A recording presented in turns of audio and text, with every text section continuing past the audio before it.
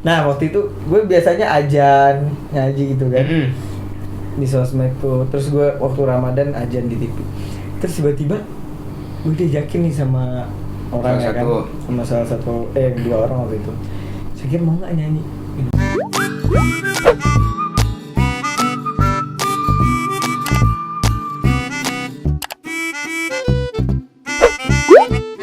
Ini tak luar biasa ya kita dengar cerita Syakir dari dia mulai dari pesantren terus terjun di dunia entertain sampai dia ternyata hafal 10 juz juga. Dan ini tak mungkin ya teman-teman kita mau suruh dia baca 10 juz kalian nanti ketiduran bener ya kan, nggak mungkin banget tak suruh dia ini kan, kalian ini ketiduran nanti kalau ini.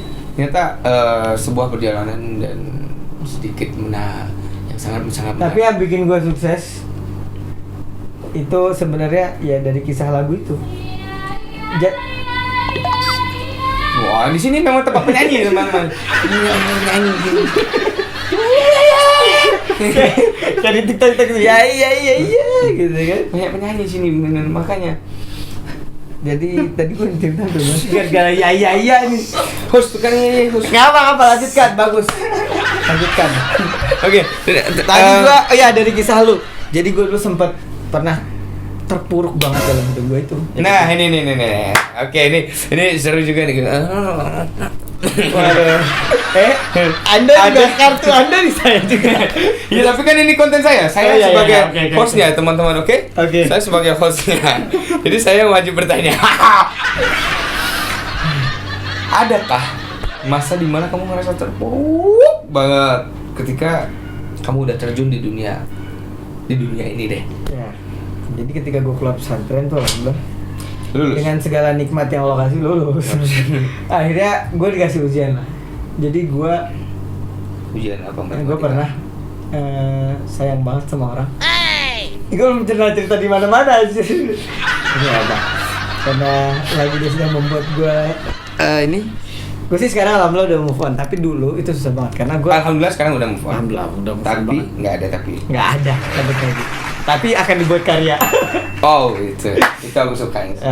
Jadi kadang gitu. patah hati itu bisa menjadi sebuah karya ya. Jadi semakin sering dia patah hati semakin sering dia berkarya. Itulah itu.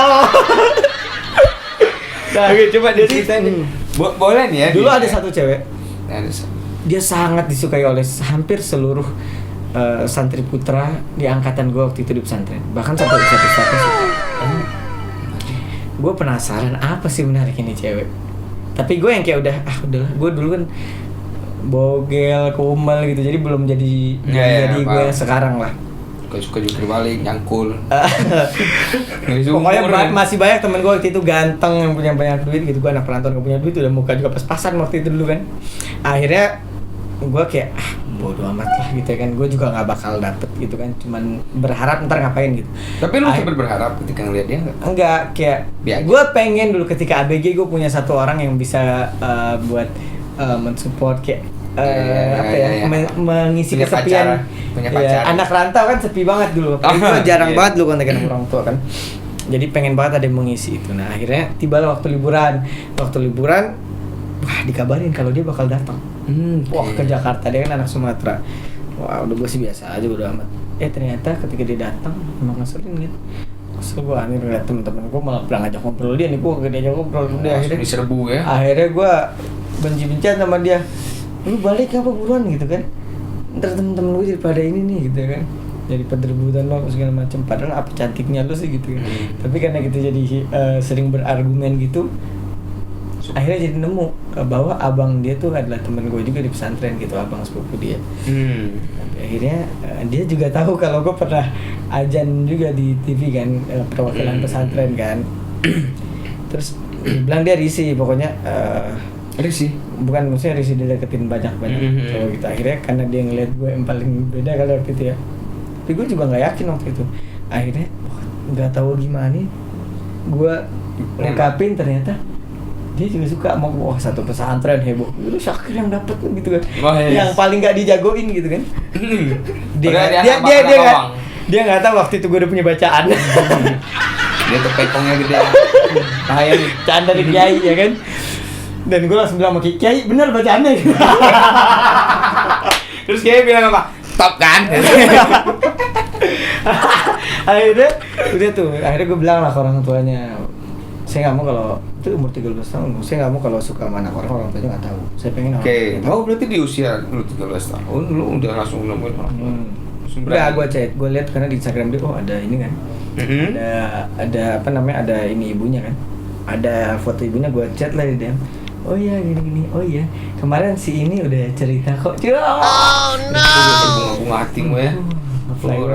Ya udah akhirnya Gimana udah saya jatuh cinta ya kan? Kalau gue lebih suka bangun cinta. Dia jatuh cinta aja pedot. Dia tak akhirnya gue bilang sama ibu yang gue suka itu sama anaknya. Akhirnya dia bilang, oke kalau kamu bisa ngubah anak saya jadi lebih baik, silakan. Oh, gue bilang mau Dan apa? jadi sebuah tantangan gitu. Bunda mau apa? Coba gimana dia biar mau hafal Quran, terus biar bakti sama orang tuanya, karena selama ini kan dia agak lumayan jarak. Gue tanya dulu dong, gue pastiin emang benar kamu ini kan pas ini kan. Jadi pas hari Minggu tuh kita kan dulu tukeran-tukeran Instagram tuh gitu kan, zaman-zaman dulu ABG. Wah itu gue lihat hari Minggu tuh pas buka HP di pesantren. Hari Minggu tuh buset dah, yang ngechat Ustad, ada teman sekamar gue pada ngedeketin ya kan. Dia nggak tahu kalau gue yang males. Akhirnya sering cek DM gitu. Sering cek DM dulu kan ABG. Akhirnya gue tanya emang benar gimana hubungannya sama orang tua gitu. Nah itu dia males gitu. Kayak nggak diurus gitu ya, karena kan dia punya adik 2, kayak lebih ngurusin adik-adiknya. Oh itu permasalahannya, gue ngerti. Akhirnya lu paham lah pada intinya. Paham, terus dia juga males di pesantrenin buat dia tuh ya cuman kayak udah misahin dia aja gitu. Gue kasih tahu orang tua tuh gini pengen yang terbaik, dan pada akhirnya nanti lu kan jadi orang tua juga kan kayak gitu gini segala macam. Kayaknya lu arahin lah pada intinya. Nah, kalau lu sekarang iri sama dia yang dikasih perhatian segitu, dulu lu juga dikasih perhatian itu kok. Nah sekarang lu masa mau jadi anak kecil terus, gue bilang. Oke. Dong kasih yang terbaik buat orang tua apa? Kasih yang terbaik buat orang tua, buat gua nih. Akhirnya sampai Gue juga nggak mau nanti akhirnya sampai dia berbakti sama orang tuanya, bahkan sampai hafizah 30 juz. Wow, applause. Tapi itu semua karena Allah, cuman lewat gua. Perantara. Nah, akhirnya ketika dia udah menjadi makin luar biasa, makin menjadi emas yang berkilauan, makin sempurna gitu kan. Masya Allah. Akhirnya makin banyak lah yang suka sama dia. Setiap keindahan perhiasan dunia. Nah, gue cerita sama teman gue deket sama ini gini. Dia lihat cakep juga tuh gitu kan. Tuh, jangan lupa gue nih, gue bilang, gitu tenang aja kata dia gitu. Nah gitu Awal tenang aja kata temen gitu kan. Seru nih gue Wah, dia udah otomatis ini. Rosi nggak Rosi dalam. Bukan Rosi tapi jago nikung. Enggak. Tapi itu dulu buat gue, sekarang nggak ada jodoh yang nggak ada jodoh tuh sebenarnya yang direbut. Yang ada hanyalah takdir yang tak bertaut. Tolong di save kata-kata ini ya. Tidak ada jodoh yang direbut, hanya takdir yang tak bertaut. Gitu. Jadi, nah akhirnya ada nggak tahu gimana. Gue tuh orangnya yang ketika beragama gue maunya selalu aja gitu. Agama tuh bukan ada di pakaian lu, bukan adanya di tampilan lu, tapi agama tuh ketika lu mengamalkannya. Mau pakaian lu kaos, tapi kalau lu bisa ngamalin nilai agama, ya lu bagus. Akhirnya gue ada teman gue yang dia pakai sorban, gamis gitu. Gitu ya. Gue sayang sama dia gitu, gue cerita lah. Ada masalah orang tua gue mau orang tua dia gitu ya. Akhirnya buat kita tuh agak jauh gitu, renggang.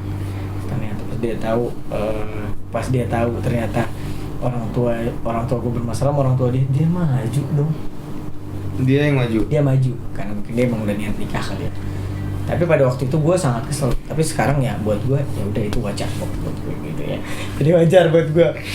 Ya wajar, kesel manusiawi dong. Iya. Oh wajar kok. Lu nggak bisa menyalahkan manusiawi gitu. Mukanya aja nih. Tapi ya tercabik-cabik. sekarang gue kira wajar ya waktu itu karena dia melihat itu, dan gue juga mungkin nggak bisa memberikan yang terbaik buat si cewek ini. Akhirnya ya udah takdir membuat dia menikah dengan teman baik gue. Teman baik gue yang memang ya masya Allah deh gitu, dia agamanya apa segala macem gitu. Gue ya udah ketika itu dia juga bilang, Kir makasih ya udah banyak ngajarin gue udah jadiin gue apa namanya sebaik sekarang, kata dia. Gue bilang ya itu semua karena lo, karena emang Allah ngizinin lo baik. Terus akhirnya iya, akhirnya ketika dia juga ya nggak usah diceritain semua kan, ntar mau difilmin ya kan. Intinya gitu, intinya ketika dia dinikahin teman gue, itu gue terpuruk banget, benar-benar kayak masa terpuruk lo ketika lu buat apa lagi gue hidup gitu. Ketika gue menemukan, ketika merantau, gue nggak menemukan siapapun untuk mengisi hidup gue gitu kan. Terus yang sekalinya ada yang ngisi hidup gue, ternyata mereka ngasih dia ke orang lain gitu kan. Ya udah, gue tuh anjir udah terpuruk banget. Sampai gue datang nikahan dia, gue bilang deh jadi istri yang baik, gue bilang gitu. Udah tuh pokoknya, wah itu di nikahan itu sampai terakhir sebelum pernikahan gue bilang iya sampai kapanpun pintu ini akan selalu terbuka lebar kok, gue bilang gitu kan. Dulu. Sekarang udah ditutup. Udah ada penghuni yang lain, astagfirullahaladzim. Cuma kata dia, ya memang nanti suatu saat akan ada malaikat lainnya akan memasuki pintu itu, kata dia. Terus ya udah, dia bilang kita jangan pernah saling benci ya. Anak-anak pesantren. Iya. Peribahasanya tuh. Wah dulu dalam. Sampai gue bilang, gue bilang sama dia kayak gini. Seandainya, bilang nggak apa-apa, gitu kan namanya kan, katakanlah mawar nggak apa-apa. Seandainya gue nggak bisa mencintai lu secara nyata, seandainya gue nggak bisa mencintai lu dalam keadaan terang-terangan, gue akan mencintai lu dalam keadaan gelap di sepertiga malam lewat sebaik-baik doa gue. Kalau ngajarin aku kata-kata kayak gitu. Iya, wah dulu banyak deh. Ntar di filmnya juga akan banyak tuh kata-kata kayak gitu. Pujangga cinta, nih kan. Hai, wah nggak cocok. Aku datang ke kafe, kau lah pujanggaku. Dulu dia nggak terlalu alim. Hanimah. Hayati. Jadi dulu gue ketika bikin dia ini juga supaya aware gitu sama Allah sama Nabi gitu. Gue cuman pas lagi jalan bilang gini, gue sholat dulu ya gitu. Gue bilang, tanya dong kenapa gue mau sholat gitu. Iya, kenapa emangnya, kata dia gitu. Gue harus sholat gitu. Yang pertama karena itu kewajiban, yang kedua karena gue bersyukur Tuhan udah nyiptain lu. Ya. Hanimah.